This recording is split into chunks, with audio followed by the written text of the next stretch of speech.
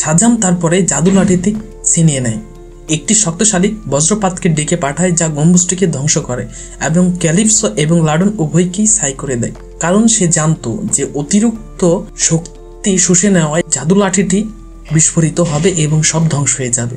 হেসোপেরো বিলিকে নায়ক এবং দেবতা উভয় হিসেবে নীরবে স্বীকার করেন। সাজাম পরিবার বিলিকে খুঁজতে মাঠে ছুটে যায় এবং ফ্রেডি গাছের অবশিষ্টাংশের কাছে তার প্রাণহীন দেহটি খুঁজে পায়। তাকে জাগানোর জন্য ফ্রেডি নানা রকম চেষ্টা করতে থাকে এবং অনেক কান্না করতে থাকে। বন্ধুরা, আমরা আজকে যে মুভিটি এক্সপ্লেন করছি তার নাম হচ্ছে সাজাম ফিউরি অব দ্য গডস। আগের পর্বে আমরা দেখেছি সাজাম কিভাবে তার সুপার পাওয়ারটি কাজে লাগায় এবং সে তার সুপার পাওয়ার কাজে লাগিয়ে অভিশপ্ত গ্রিক দেবীদের কিভাবে সে হারানোর চেষ্টা করছে। আজকে আমরা দ্বিতীয় পার্ট নিয়ে এক্সপ্লেন করব। সবাই আমাদের সাথেই থাকুন, পাশেই থাকুন এবং অবশ্যই এই ভিডিওর নিচে একটি লাইক, একটি কমেন্ট করে যাবে। চলুন শুরু করি।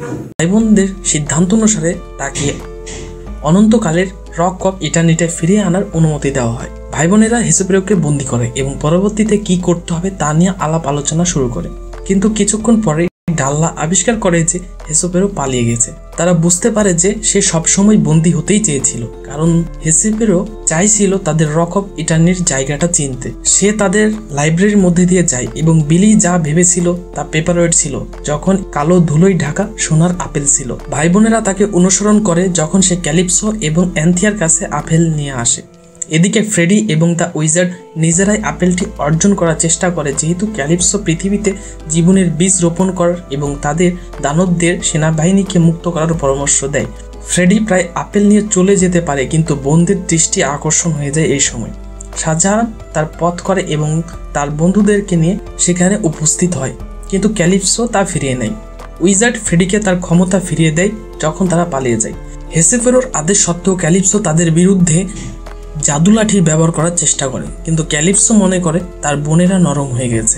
এরপর তিনি লাডনকে ডেকে পাঠান চ্যাম্পিয়নদের পিছনে যেতে, অর্থাৎ সাজাম পরিবারের পিছনে যেতে। সাজাম পরিবার তাদের নিরাপত্তার জন্য ভিক্টর এবং রোসার কাছে ছুটে যায়, কিন্তু তাদের সুপারহিরো পরিচয় তাদের সামনে যেতে হবে। পেড্রো পরিবারের কাছে বেরিয়ে আসার সুযোগটি ব্যবহার করে, তবে তারা সবাই ইতিমধ্যেই জানত এবং তাকে সমর্থন করত। লাডন অর্থাৎ সেই ড্রাগনটি তারপর বাড়ির মধ্যে দিয়ে ছটফট করে আসা শুরু করে, সবাইকে ভ্যানে করে যেতে বাধ্য করে। ক্যালিপসো লাডন চালানোর সময় তাদের পিছনে তাড়া করে এবং সে তাদের আপেলটি ধরার আগে বিলি ব্যতীত সকলকে শক্তি দেয়। তিনি এটিকে লিঙ্কন ফাইন্যান্সিয়াল ফিল্ডে নিয়ে আসেন এবং আপেলটিকে মাটিতে রাখেন। জীবনের গাছের অঙ্কুরোদ্গম করেন এবং ভয়ঙ্কর দানবদের জন্ম দেন, যারা নিরীহ নাগরিকদের আক্রমণ এবং হত্যা করা শুরু করে। এই ছবিটিতে এমন কিছু প্রাণীদের দেখানো হয় যারা বাস্তবে এক্সিস্টই করে না, তবে সেই প্রাণীগুলো দেখতে ছিল খুবই ভয়ানক, যাদের দেখে সাধারণ নাগরিকগণ খুব ভয় পাচ্ছিল এবং সেই প্রাণীগুলো সেই সাধারণ মানুষগুলোকে হত্যায় মেতে উঠেছিল। সে হত্যা ঠেকানোর জন্য সাজাম ফ্যামিলি ইউনিকর্নের কাছে যায়। ইউনিকর্নকে তারা বিভিন্নভাবে পোষ মানায় এবং ইউনিকর্নের দ্বারা সেই ভয়ঙ্কর প্রাণীদেরকে তারা হামলা করে এবং সেই ভয়ঙ্কর প্রাণীদেরকে তারা হত্যা করতে শুরু করে। এইভাবে তারা অনেক নাগরিককে হত্যার হাত থেকে রক্ষা করে। উইজার্ড ভাই বোনদের বলে যে একটি শক্তি আছে যা দানবদের সাথে লড়াই করতে পারে এবং তা হলো ইউনিকর্ন। যাই হোক, সে তাদের বলে বেশিরভাগই একজন উত্তেজিত ডাল্লা, যে তারা গল্পের সুন্দর পণীদের মতো নয়, বরং হিংস্র প্রাণী যারা মানুষকে ঘৃণা করতে। অর্থাৎ এখানে ইউনিকর্নকে বোঝানো হয়েছে। ইউনিকর্নকে কি খুশি করতে পারে তা তাদের শেখায়। তারা শিখেছে যে তাদের মধ্যে একটি হলো অ্যাম্ব্রোসিয়া এবং ডালার একটি ধারণা রয়েছে। তারা ইউনিকর্নগুলিকে শনাক্ত করে এবং তাদের চকলেট খাওয়ায়, যা ইউনিকর্ন প্রশংসা করে এবং তার বন্ধুদের ইউনিকর্নগুলোকে তাদের মাউন্ট করতে এবং দানবদের সাথে লড়াই করার জন্য শহরে প্রবেশ করতে দেয়। অ্যান্থিয়া তার বোনদের কাছে যাওয়ার চেষ্টা করে, যেহেতু জীবনের গাছ পৃথিবীর মাটিতে নেই। যখন মনে হয় হেসোপেরো এসেছেন এবং ক্যালিপসোর বিরুদ্ধে যাবেন, তখন তিনি হেসোপেরোকে ইমপ্লাই করার জন্য লাডনকে ব্যবহার করেন এবং তারপর অ্যান্থিয়াকে ক্ষমতায়ন করার জন্য কর্মীদের ব্যবহার করেন। সাজাম পরিবারের সাথে দেখা করার পরে সে নিজেই তার বোনদের পিছনে যাওয়ার চেষ্টা করে এবং ফ্রেডি তার পিছনে যাওয়ার সময় সে তাকে চুম্বন করে, যাতে সে পিছনে থাকে এবং আঘাত না পায়। বিলি সিদ্ধান্ত নেয় যে দিনটি শুধুমাত্র তার এবং তার উপরই সকল দায়িত্ব। রোজার সাথে তার স্বাভাবিক কিশোর বয়সে তার একটি সংক্ষিপ্ত কথা হয়েছে, কারণ সে মনে করে যে তাকে পালক ব্যবস্থা থেকে বার্ধক্যজনিত কারণে বাড়ি থেকে বের করে দেওয়া হবে, কিন্তু সে তাকে বলে যে তার সবসময় তাদের সাথে একটি বাড়িতে থাকবে। শাহজাম ক্যালিপসো এবং লাডনকে খুঁজে পায় যখন তারা প্রায় ফ্রেডি এবং অ্যান্থিয়াকে হত্যা করতে উদ্যত হয়, যাতে সে তার পিছনে তাড়া করতে পারে। তিনি হিসোপেরোর মৃতদেহ খুঁজে পান এবং তাকে পুনরুজ্জীবিত করার পরিচালনা করেন, যাতে তিনি ক্যালিপসোকে গম্বুজের ভিতরে আটকে রাখতে সাহায্য করতে পারেন। শাহজাম ক্যালিপসোকে মাঠের দিকে প্রলুব্ধ করে এবং হিসোপেরো ক্যালিপসোকে রাগান্বিত করে। স্টেডিয়ামের আকারের গম্বুজটিকে সংকুচিত করতে পরিচালনা করে হিসোপেরো। বিলির পরিবার গম্বুজের বাইরে থেকে দেখছে যখন সে ক্রুদ্ধ দেবী এবং তার ড্রাগনের মুখোমুখি হচ্ছিল, অর্থাৎ এখানে বিলির কথা বলা হয়েছে। তিনি স্টাফদের ব্যবহার করে অর্থাৎ ক্যালিপসো জাদুলাঠি ব্যবহার করে নিজেকে শক্তিশালিত করতে থাকে এবং লাডনের মুখে দিতে থাকে এবং ড্রাগনের আগুনের কারণে বিলি ব্যাটসনের স্যুটটি আগুনে পুড়ে যায়।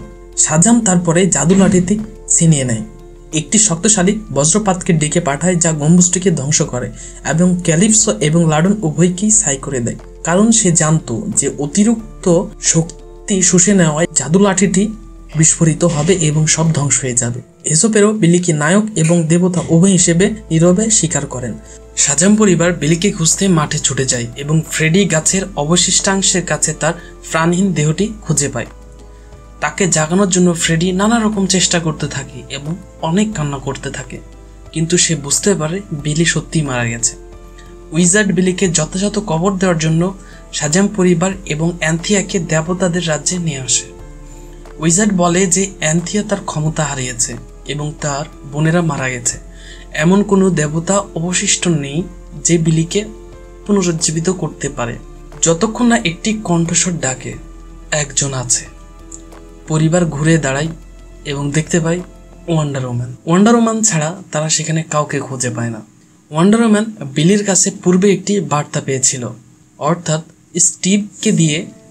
স্টিভ হচ্ছে সেই কলম যার দ্বারা বিলি ব্যাটসন একটি চিঠি লিখেছিলেন এবং তা প্রেরণ করেছিলেন ওয়ান্ডার ওম্যানের কাছে।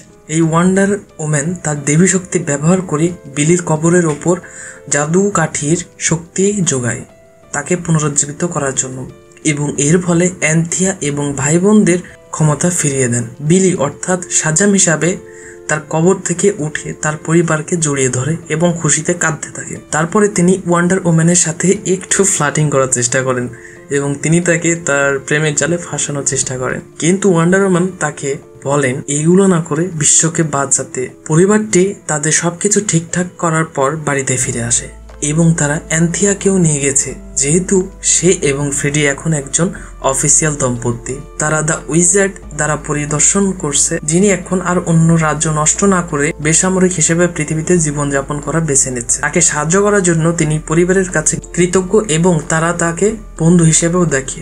বিলি তখন দ্য উইজার্ডকে তার নিজের সুপার হিরোর নাম জিজ্ঞেস করে এবং সে তাকে বলে যে এটা সবসময় শাহজাম ছিল।